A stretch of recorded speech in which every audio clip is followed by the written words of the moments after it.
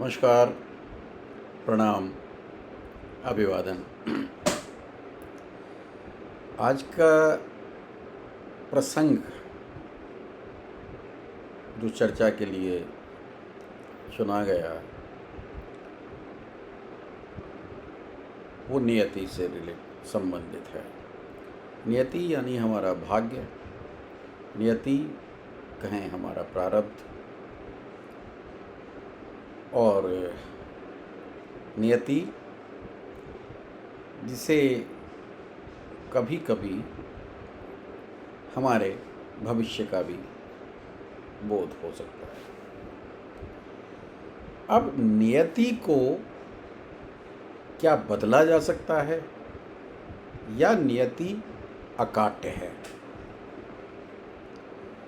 यह प्रश्न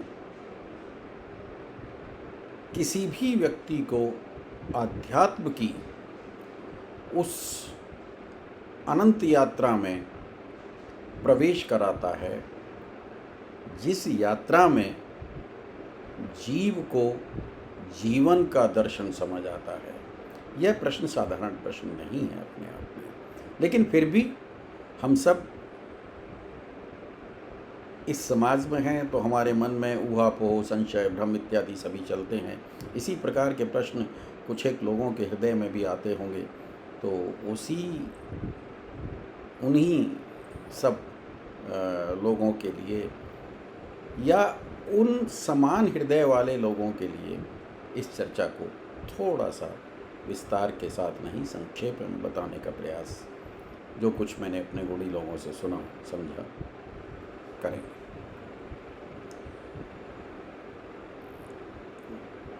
एक तुलसीकृत रामचरितमानस में चौपाई आती है, जब श्री राम जी को राज्याभिषेक की तैयारी कर ली गई थी और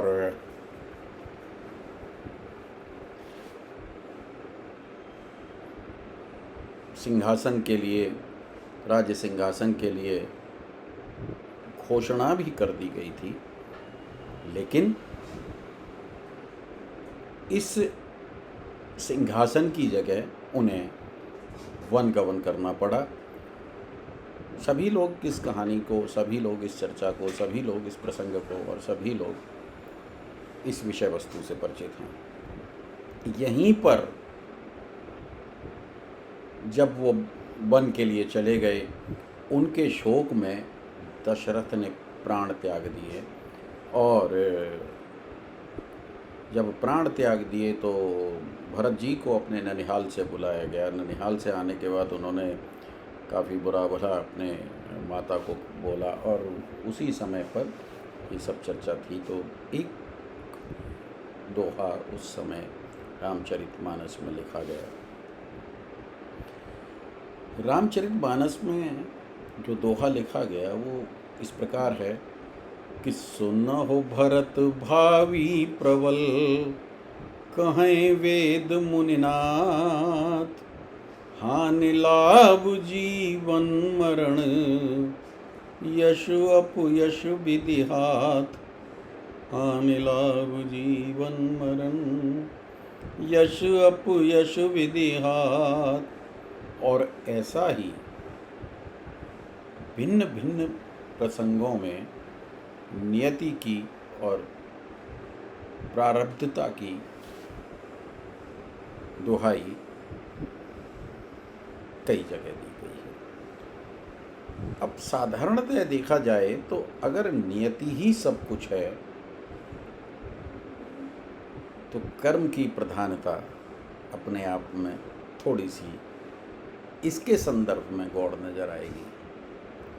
लेकिन वहीं कर्म के लिए जब तुलसीदास जी लिखते हैं कि कर्म प्रधान विश्व कर राखा, जो जस कर सो तस फल चाखा। गीता में भी कर्म की ही प्रधानता को सर्वोपरि और सर्वप्रथम माना गया है।